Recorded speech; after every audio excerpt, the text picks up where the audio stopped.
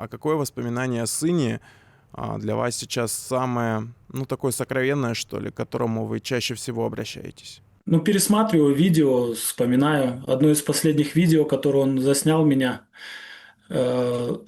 назвал меня, что батя Скуф. Вот. У меня майка была такая Скуф, и он говорит, батя Скуф. Вот. Это одно из последних видео. И есть много сожалений о том, что мы не успели сделать с ним. Многие думают, что там за 40, за 50 метров, за 100 метров ушел. Нет, это в 20 метрах было от нашего лагеря, то есть недалеко. И